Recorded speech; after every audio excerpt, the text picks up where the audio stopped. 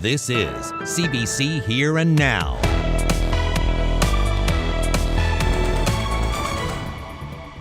Build a new, modern hospital on the Northeast Avalon. The province says it's going to replace St. Clair's Hospital in St. John's. When I heard about it, I was like, what? And I talked to 2 or 3 other people around aware of it, and they said, what? The Liberals promised to replace the St. John's Hospital, but don't provide many details. That obviously the fire season in Newfoundland was bad this year, and Newfoundland needs to make sure that it's adequately protected. What to do with an old water bomber that's been out of service for 4 years? Sell it, or does the province still need it? Well, lots of spooky fun out here tonight. What a treat of a forecast as well. Temperatures pretty mild across eastern portions of the island. Is that going to stick around? We'll have the full details coming up. Good evening, happy Halloween, and welcome to Here and Now. I'm Heather Gillis. Carolyn is off this evening. Our top story now, the provincial government is promising to build a new hospital on the Northeast Avalon. The Premier made the announcement at St. Clair's Mercy Hospital in St. John's this morning. Here and Now's Mark Quinn reports. This century-old hospital's days are numbered. Premier Fiona says the province needs another healthcare facility. A new, modern hospital on the Northeast Avalon to replace this 100-year-old building. It's a big announcement with absolutely no details, no timeline, no cost estimate, no date for demolition here. The Premier suggested a public-private partnership might be used to build it, but again, no commitment. The NDP is questioning the decision to spend on a bricks-and-mortar solution. You still need people. Jim Dinn says a new hospital won't fix the province's healthcare system, a system that's left thousands of people without a family doctor and is burning out physicians and nurses. If you listen to the nurses, if you listen to the doctors, if you listen to anyone in healthcare, the key thing that they mention over and over again has to do with work-life balance and quality of life and being able to manage that. I have yet to hear anyone say that the key thing is we want a new building. That's going to solve our problems. But Fiona says fixing one thing doesn't mean you can't fix another thing. He argues you can build a new hospital and recruit healthcare professionals. I don't see those as mutually exclusive. So if we grow all the people and then there's no facility, then where do the people go and work? And if we are building a facility and we're not growing the human infrastructure that's required, then who's going to occupy the spaces? We're doing both. And we're doing it aggressively, and we'll continue to do so. Although the Premier only discussed using a public-private partnership as a possible way to replace this facility, the NDP is urging the province to avoid it. Jim Dinn doubts a 3P arrangement will deliver the project on time or on budget. He also worries it will lead to more privatization of healthcare. We've been very clear in this to support a publicly funded public healthcare system, and our fear is that once this government heads down this path and this preference, that it's going to undermine that as well. Exactly where the new hospital will go hasn't been determined yet. The Premier said the new one will likely be somewhere near where the old one is now. He said the old Grace Hospital site could be a good option. Mark Quinn, CBC News, St. John's. Meanwhile, the Progressive Conservative Opposition House Leader, Barry Petton, says it's a good idea to replace St. Clair's Hospital, but he says now is not the time. Petton says promises of a new hospital won't alleviate the shortage of healthcare workers in the province. Healthcare is in a major crisis. Everyone likes a new hospital, but we got a long-term care facility down in Pleasantview that get beds closed because we get lack of staff. So now we're going to build this hospital that may take 10 years. So it's like a long-term plan, but it's not dealing with the immediate problem. Immediate problem is here and now. We're dealing with emergency rooms backlogged. We got, as said today, there's 19 weeks, I believe, in Whitburn's emergency rooms closed. There's problems here, right here today in our healthcare system, and they're not being addressed by this announcement. From hospitals to schools now, the provincial government is taking another step to absorb the operations of the school board. Education Minister John Haggie announced today the Schools Act needs to be changed. Amendments are now going through the House of Assembly. They propose introducing a province-wide advisory council that will give school councils and parents a voice. The amendments will also remove the requirement for an elected board at the district. Haggie says the elected school board is already gone, replaced by the government's integration board. However, the minister says at first they thought absorbing the school district would be easier.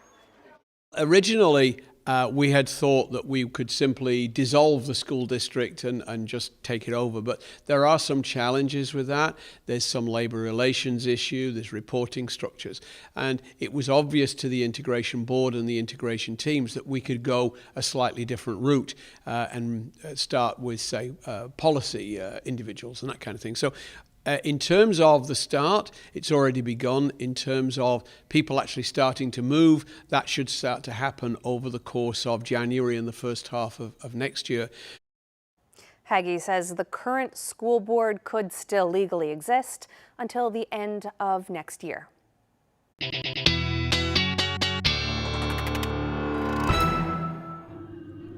Well, today is Halloween, of course, and I think there's a spooky figure here on our screen, and Ashley is out trick-or-treating tonight. I was hoping she would bring me back some Reese's peanut butter, but I don't know, it looks pretty spooky out there. How you making out, Ashley? Yeah, I don't know if I'm gonna stick around here. It's pretty creepy. I'm on Milka Drive here in Airport Heights, where the Giles family has created an absolutely terrifying haunted house. If you are headed out, this is definitely a place to be through the night tonight. Temperatures are also pretty beautiful right now. It's a bit chilly with the wind, but overall looking pretty nice out there. Let's take a look at the daytime highs across the province this afternoon, or across the country, really. We're seeing those temperatures in the teens. 15 degrees is what it was in Halifax today, or 17 rather in Halifax today, 14 in St. John's, and you can see similar temperatures really across most of Canada and even into parts of the States as well. But if I zoom in to the province, we're looking at those temperatures in the teens pretty much across the island. Much colder weather though up across Labrador. Those winds as well, this story today, 63 kilometers per hour in St. John's. We haven't really seen a whole lot of wind up until this weekend, really, about 56 kilometers per hour in Gander. And as we head through the next couple of hours for those trick-or-treaters, you are looking at those winds gusting between 40 to 60 kilometers per hour. By the time we get into the overnight, things will start to die off. But we are looking at a big change in the weather over the next couple of days. Big dip in that jet stream. That means some colder air is going to move in. We could also be talking about our first frost of the season, which actually is a bit late for this year. But I'll get into the full forecast details and have a little bit more spooky sounds, sights and sounds coming up a little later. Thank you very much, Ashley. Now to the community of Whiteway, just west of Harbour Grace. The residents of a personal care home there had to be rushed out of the building shortly after midnight last night. It happened at Shag Rock Manor. Everyone was taken out safely and transported to a nearby rec center.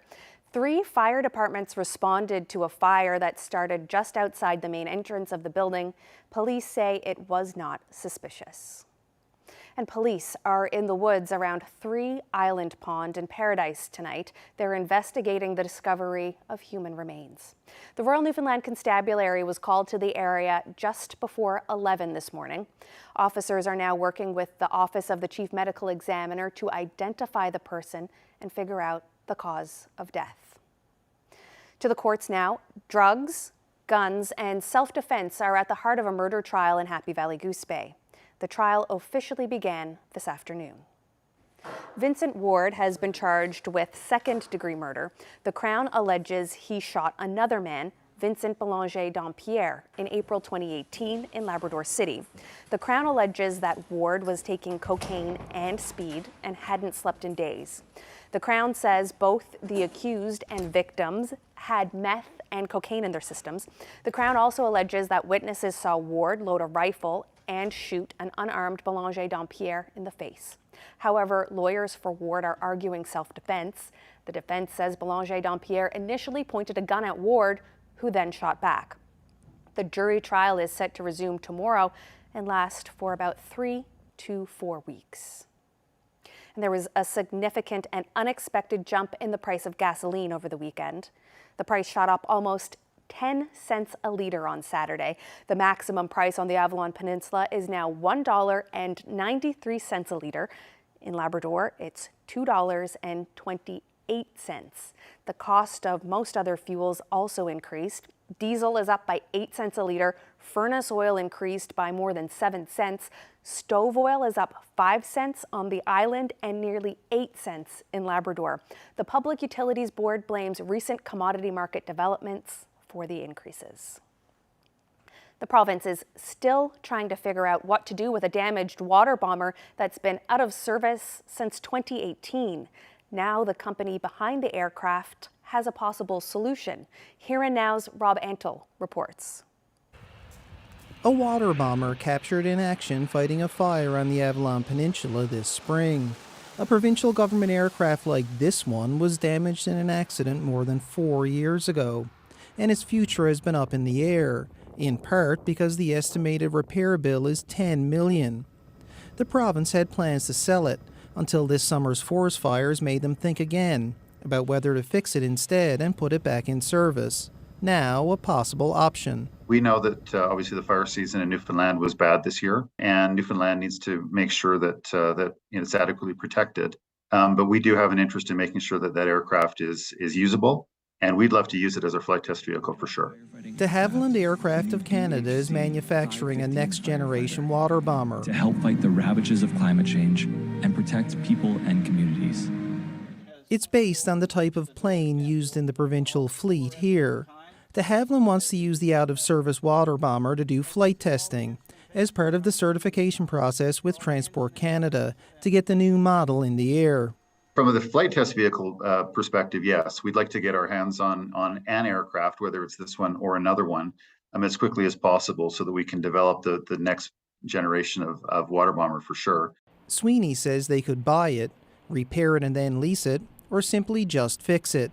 We're interested in speaking with the government of Newfoundland and Labrador about how we can work collaboratively to get that aircraft back into service.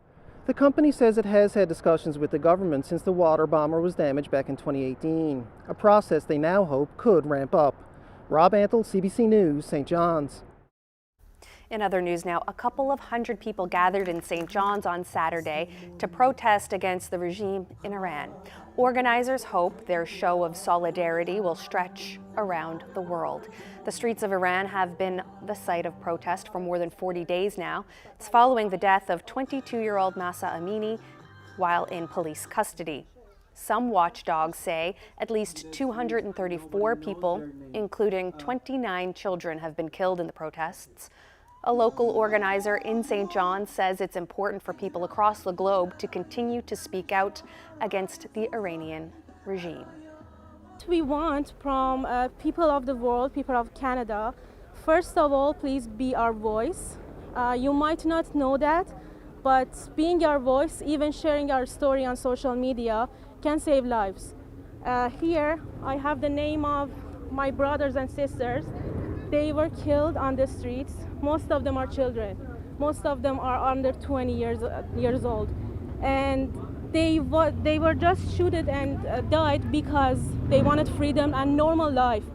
We are the same people as you. Just because we were born in Middle East doesn't mean that we deserve to be murdered.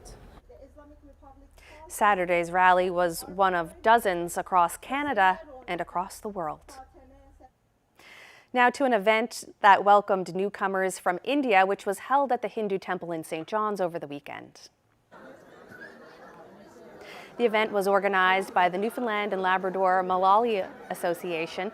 It's the provincial voice for people from Kerala, a state in southwestern India. It was an opportunity for new immigrants to share their hopes and their struggles. The group says about 150 people arrived in the past few months. The association helps new arrivals overcome problems like a lack of affordable housing and issues with public transportation. A number of nurses are amongst the newcomers. That includes Anjua Rose Kaitail Francis. She has to get her nursing credentials verified and her license before she can work here as a nurse. Once when our license, everything get verified, then only we can function as a full-fledged nurse. It will take a year or a couple of years probably. But in the initial stage, we should function as a healthcare assistant or as a PCA. So it includes a lot of struggles too. For some people, yes, it was very good experience coming to Canada, but for some others, has been a struggle because after coming to Canada, if they are put into some remote village, it's kind of like they wanted to get everything sorted out, and that's where the significance of an association like ours comes into picture, where we can extend our support to them. For nearly 2 years now, Christy Allen has been demonstrating for better access to long-term mental health care in Newfoundland and Labrador. Rain or shine, she and her supporters have rallied outside the Waterford Hospital and the Confederation Building in St. John's. Today marked the 100th week since they started, and along the way, Allen's efforts have raised nearly $15,000 to help people needing mental health care. This is the 100th week of demonstrating for better access to long-term mental health care. Right now I know that it's not close to what it should be. People are not getting what they need. I really believe that most aren't. So there was two things. I had a friend who has the same diagnosis as me, bipolar, and without getting into detail, they passed away, and I was really grieving. It happened in the middle of lockdowns. And then in December, at the very beginning of December, I read a story about someone who had died by suicide. It really got to me. I live with suicidal ideation. I have since I was 10. And I was just sick of it. I was sick of people not being able to get what they needed. So I decided that I was going to go every week. It wasn't going to be about numbers. It was going to be about continuity, which is what we need. I need continuity of care, and there's so many others that do. And it was always about consistency, a consistent reminder of what we need. We're demonstrating because we want long-term mental health care to be more accessible to everyone who needs it. And I have seen changes in short-term mental health care, but there hasn't been any change in access to long-term mental health care.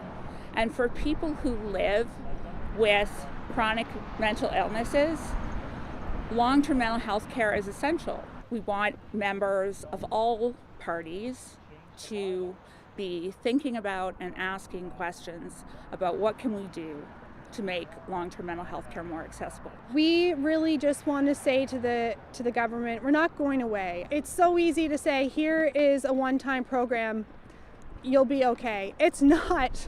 I have been living with mental illness since I was 10, and I'm not the only one, and I am privileged. I have more access to care than most.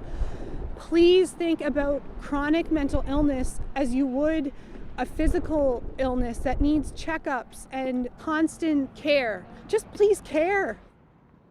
Allen's efforts made it to the floor of the legislature today when the opposition demanded government do something to help people. Speaker, Christy Allen has been protesting for 100 straight weeks for better long-term mental care supports in our province, even showing up on her wedding day. In June, it was reported that there had been, quote, a mass exodus of psychologists in the province.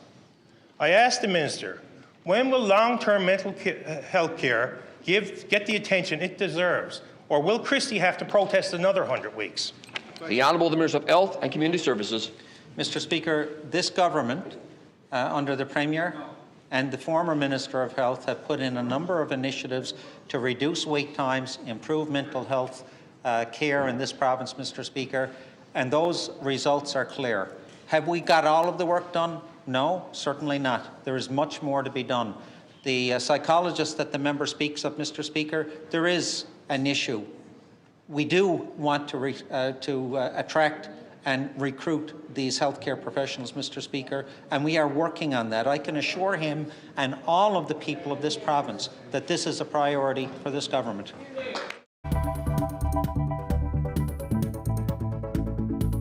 I always add just a small suspicion that maybe he wasn't my dad. A woman born in this province in the late 60s is coming to terms with finding out about a hospital mistake that's turned her life upside down.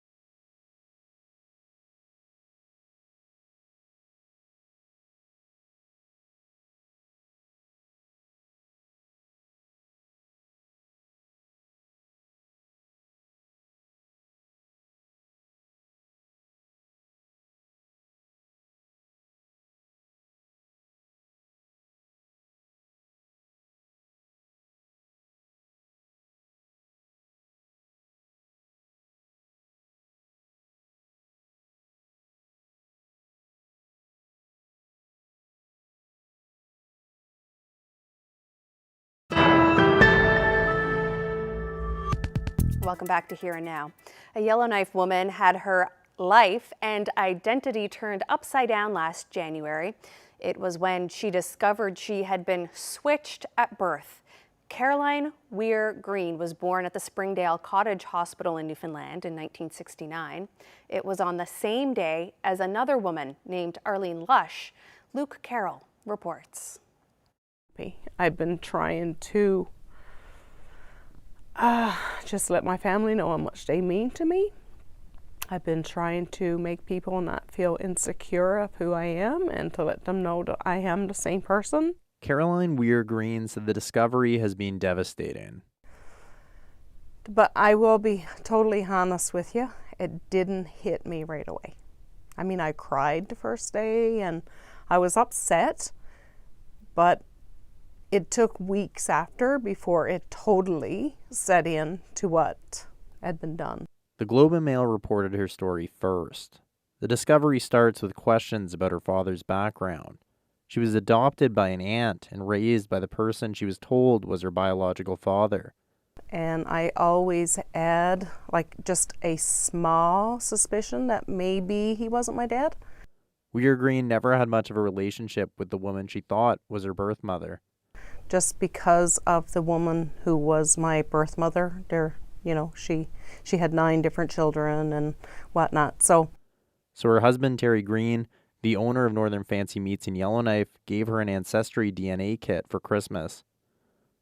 It was here that she discovered she had a biological sibling in Halifax. So I contacted her immediately through Ancestry. She replied immediately and gave me my date of birth and where I was born. And said, "Is that you?" And I said, "Yes, that is my birth date. Yes, I was born in Springdale." And she said, "You best call me. And you best be sitting down." Her biological mother is Ruth Lush. She remembered that fateful day that Caroline was born. One day I said, I don't think that's my baby. And the nurse assured me, she checked the band on the leg and everything, and she said, absolutely, that's your baby, they just change. Well, actually, I looked the baby over, and there's nothing that I could pick out and say, no, my baby don't have this or that, because there was only 1 ounce difference in the weight of them. They both had blue eyes. They both had a little bit of blonde hair. That motherly intuition never left her, not even after 52 years, when she met her daughter again. Weir Green got the chance to visit with her biological family in May. Then I was afraid I wasn't going to recognize my baby, and that to me was, would be a terrible thing, not to recognize your own baby. So anyway, when I saw her coming, I knew it was her. And so I just met her in the doorway, and we just hugged, and I said, I'm never going to let you go again. Arlene Lush is the woman she was switched with, who said the situation has been devastating for her. I've been diagnosed with PTSD, depression, you name it. I've been sick for 3 years as it is. I've got medical issues, and all this is not helping any matters. Unlike Weir Green, Arlene's biological parents aren't alive. She says that's the hardest part, that they'll never know about her. How this happened isn't known. The Springdale Cottage Hospital is no longer in operation. But the family is calling for an investigation and an apology, which the Newfoundland and Labrador government has not given. Paul Dinn is Newfoundland's health critic. When I look at it from a government point of view, they need to acknowledge that this has happened. They need to consider an apology, and they need to look at how it happened, and if it's just 1 or 2 cases, or if it's something larger. This also isn't the first situation of babies being switched in Newfoundland. 2 incidents of babies being switched at the Come By Chance Hospital were reported in 2018. But it's not just Newfoundland. 2 families reached an undisclosed settlement with the federal government over a baby switch at a federally run hospital for an Indigenous community in Manitoba. Arlene says no amount of money will bring back the fact she can't spend time with her lost parents, but it can help her begin to move on. She wants to start a foundation to help youths who could be in her position, For Weir Green, she had a loving family who raised her and got the chance to meet another loving family. But that doesn't make what she experienced okay. I mean, it's great that I do have a family to meet. It's great that I do have parents. But this is not a big, happy ending. You know, I already have a family. You got to put yourself in their place. You know, I already have a mom. She says the government should have apologized a long time ago. Now she's pursuing the situation legally. Luke Carroll, CBC News, Yellowknife. CBC News asked the provincial government for a comment and whether there would be an apology. In a statement, the minister said, "I send my sincerest condolences to those who have been impacted by the situation," but also says there is currently litigation ongoing with respect to cottage hospitals, and the department will not provide further comment while the matter is before the courts.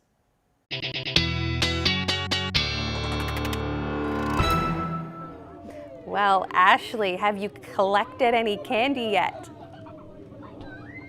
Not yet, but there are lots of kids out here right now. We're just starting to get into the thick of it now that the sky is dark, and we're down in Airport Heights right now with the homeowners of this wonderful haunted space out here. I have Gail and Corey all the way up here. Giles. So let's start with you since we're already up here. I mean, you're way up there, but so when did you start doing this? We started probably doing this 2012, 2013. Yeah, it's something sort of a family tradition. It actually dates back into my childhood, but we've really upped the ante since my kids showed up. Yeah, it definitely looks like that. I mean, just take a look at what's going on here behind me. We've got lots of skeletons. We've got ghosts everywhere. Even stuff. It's just incredible. Even the pumpkins and stuff. Did you do all of these pumpkins?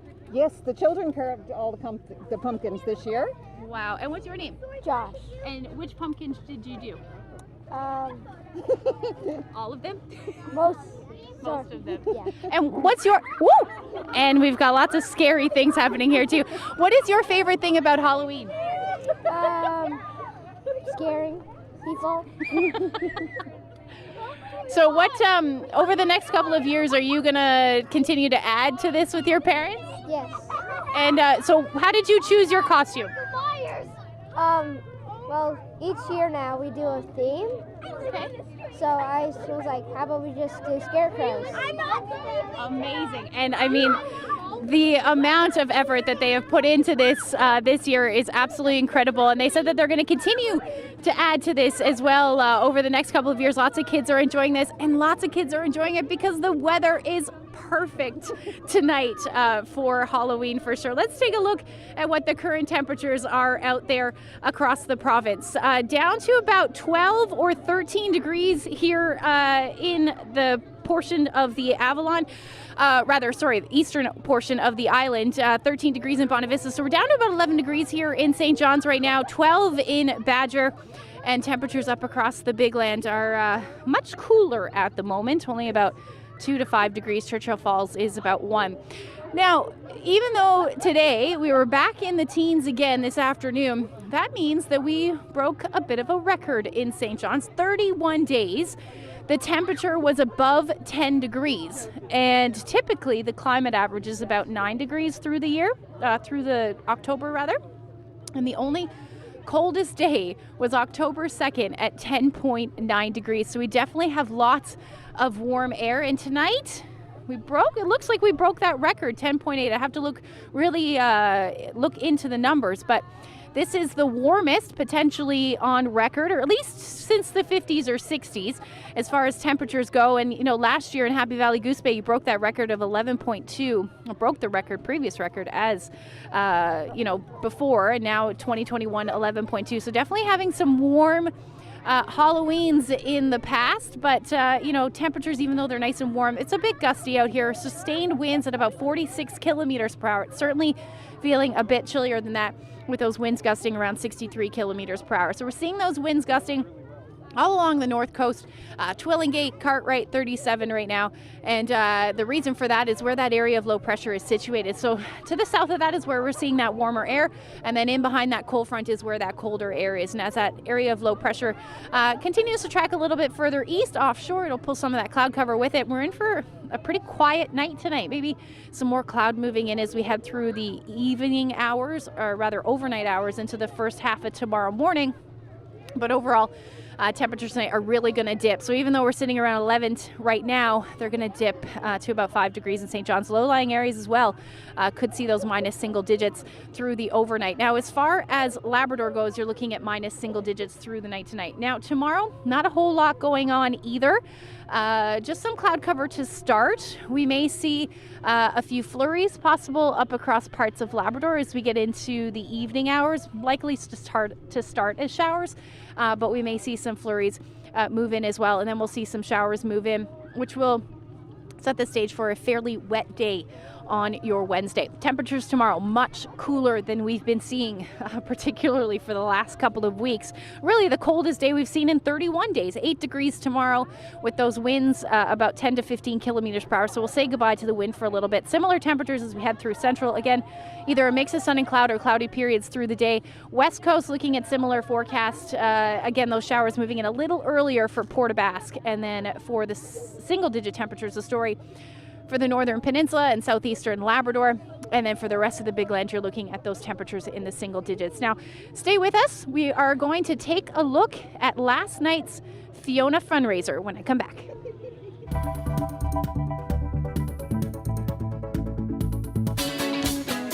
Come on!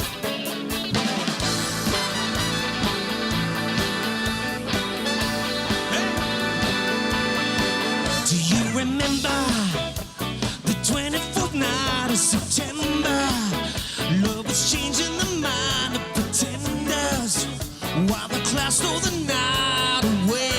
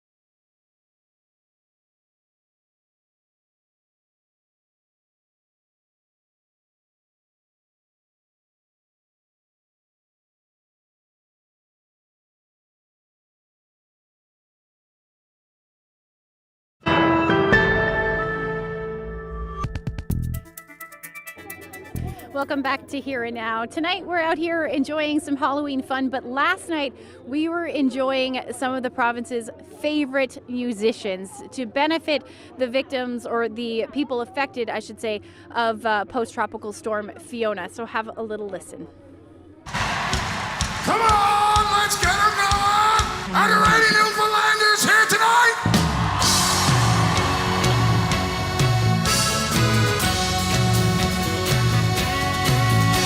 I'm a Newfoundlander, born and bred, and I'll be one till I die. I'm proud to be an islander, here's the reason why. 'Cause I'm fearless, nothing that can break me. 'Cause I'm fearless, fearless, fearless.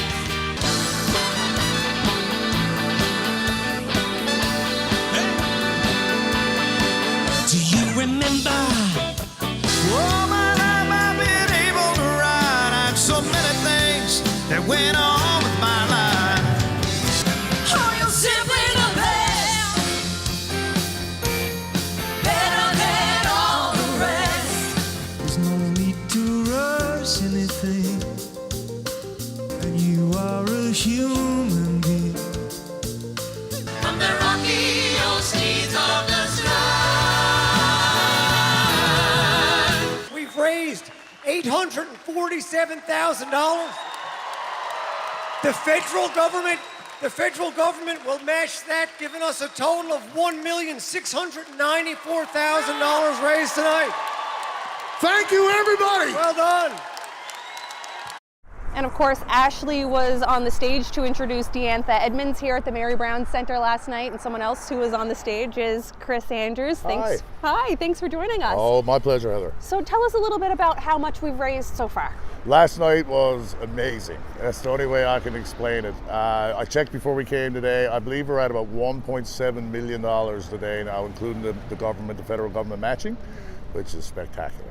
And people can still donate. Yes. It's not too late, right? Tell us about that. Well, you can donate for, I mean, this is not going to clear up anytime soon, but today, if you still donate, government matching is on till 12 o'clock tonight.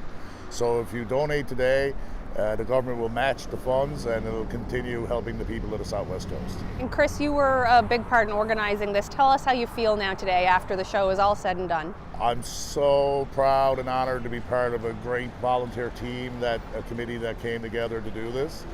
Proud of the artists, proud of the volunteers, proud of our sponsors, proud of everybody, Newfoundlanders and Labradorians, for a great night of coming together and great spirit to help our fellow Newfoundland Labradorians who really still do need our help. Yeah, and those images from Port aux Basques and everywhere on the Southwest Coast, they're just devastating. How does it feel to organize this and see some of that money, that 1.7 million, go to people like that who really need it? It's a good feeling, and you know, we can't forget them, because this is going to take a long time for this to straighten itself out.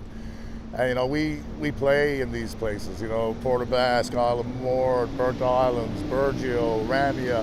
You know, they're all beautiful, absolutely beautiful places in our province. The people are great. I just really hope that they can get back to where they were. Tell us about what went into making this happen. There were a couple of special moments last night. Pal joined in to help get a lot of the musicians here on time for Music NL. Tell us about, you know, how everyone came together to make this happen. The corporate community was amazing. For example, Pal Airlines, I flew out yesterday morning and picked up 21 musicians who were on the show last night.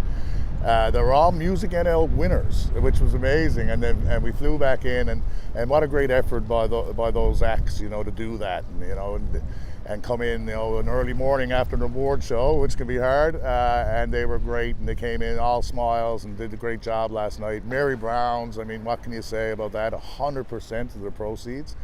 Special thanks to Greg Roberts and his family and everybody at Mary Brown's. You know, World Energy, Marine Atlantic, Northern Mining Company. There was, you know, everybody, just to individuals, you know, giving $10 or $20. Like, every bit was appreciated. And I'm just very proud to be part of this event.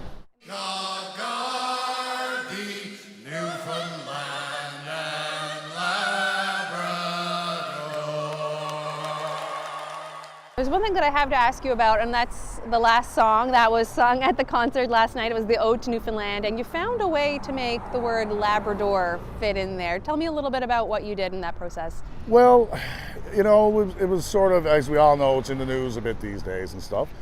And I was talking to Deantha Edmonds, who's a wonderful opera singer, and her lovely daughter Annabelle, and they were performing, and I said, why don't you come up and do the Ode with us, and you know, sing the Frozen Land part, you know, because it would certainly make you think it's Labrador, and she did, and we just added Labrador on at the end, and I hope we didn't, you know, I think it's just a good thing, you know, we're one province, we're one people, and it's great that we can be together.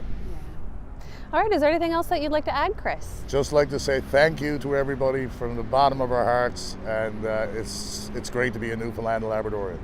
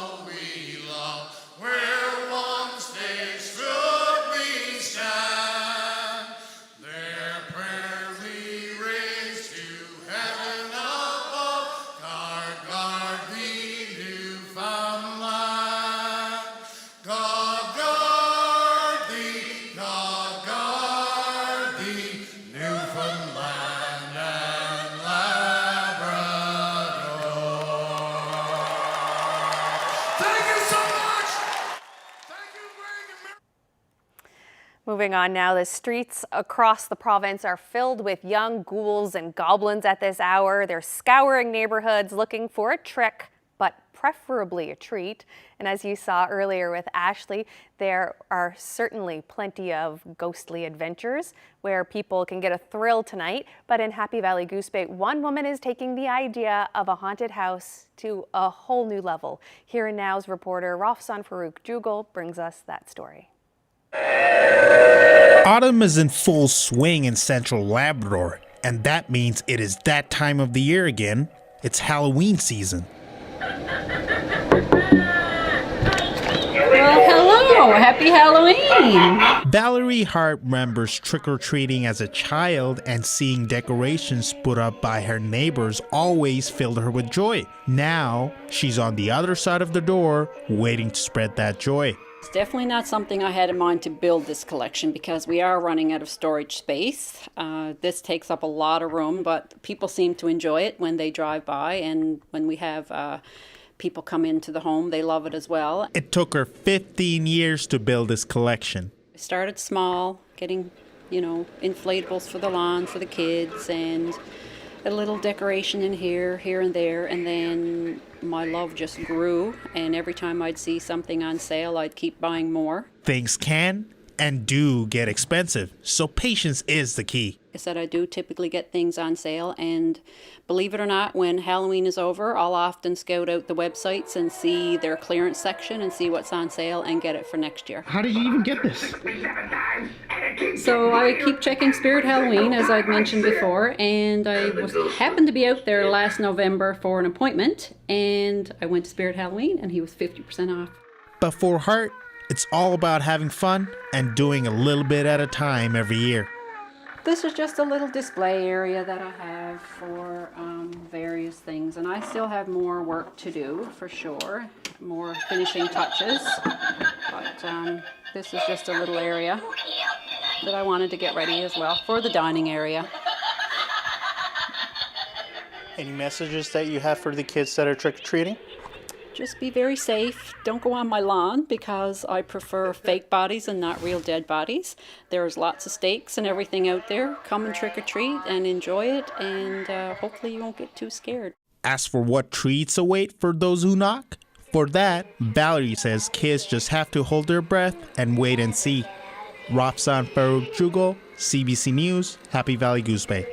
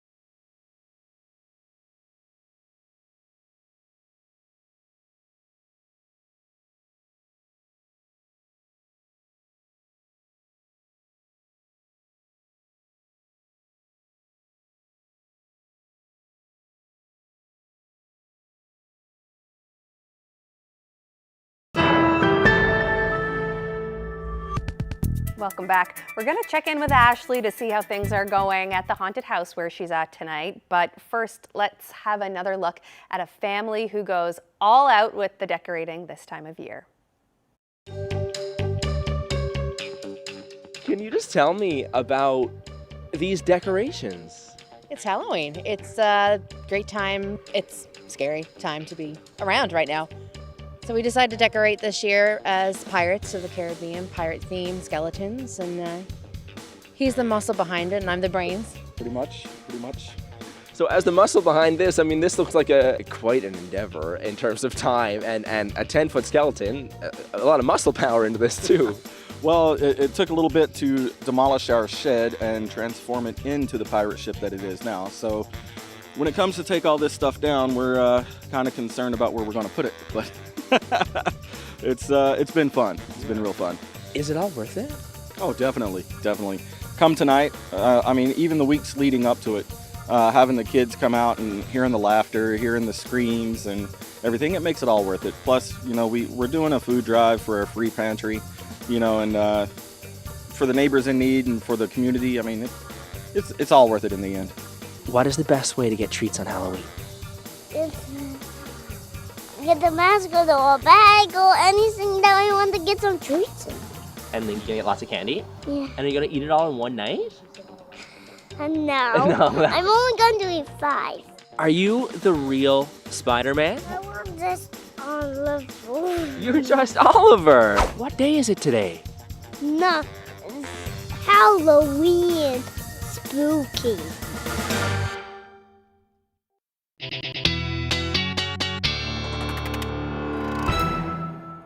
Spooky indeed, and we find Ashley at a very spooky haunted house. How's it going out there? Great weather tonight. Yeah. It is. It's great weather. Lots of people just cleared out now, but lots of people are out and about enjoying the nice weather here and the spooky sights and sounds happening as well. But it's been very nice. I know we've been talking about the fact that October has been an absolutely beautiful month.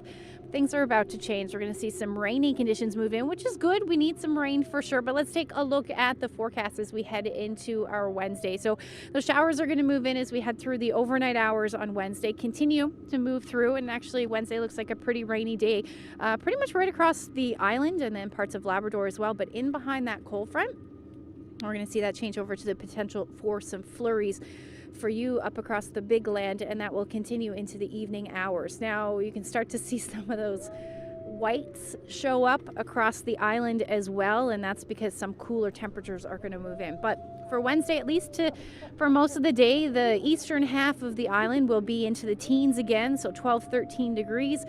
Single digit highs, the story for the west coast as well as the northern peninsula, and then up across Labrador as well. So Lab City, your temperature will only be about -1 through the day on Wednesday. Now, as we head through the evening hours and into Thursday, as that cold front continues to sweep through, we're going to start to talk about that potential for a few flurries. A good chunk of the island may see, or at least the potential for those flurries will exist through the overnight and into the day on Thursday morning. A little bit earlier, I talked about that cool down. So most areas through the afternoon on Thursday will only reach the single digits. This is the coldest air we have seen for a long time. Daytime highs only between 1 and 5 degrees, even 0 degrees for St. Anthony up across Labrador as well. Your temperatures will be sitting somewhere between 0 and -2 through the day on Thursday. And again, don't be surprised to see some morning flurries, but the afternoon should clear out quite nicely. As far as the 5-day forecast goes, it's a bit of a roller coaster. Look at that, back up to the teens as we head through the end of beginning of the weekend. 11 and 14 degrees with that sunshine returning. A little bit more cloud cover through central and western Newfoundland. In fact, some showers possible for Saturday for you in the west. But overall, the forecast definitely a roller coaster, and we're seeing that similarly up across eastern Labrador and western Labrador if we see some windy conditions move in for your Friday. I had to share this great shot, this not very spooky shot, flat calm in fact, in Salmonier Arm. Thank you to Jim Walsh for that photo, and if you have any other photos that you would like to share with us, send them to my Facebook page, Twitter, or email them to nlphotos@cbc.ca. Beautiful indeed. Well, Ashley, wishing you and everybody who is out there a very safe and happy Halloween. Bring back some candy now. I'll work on it. Yeah, I just wanted to thank the homeowners here, Corey and Gail, for sharing their great shots with us. So have a good night, everybody. Excellent. Looks like a lot of fun. Good night. Take care. Stay safe.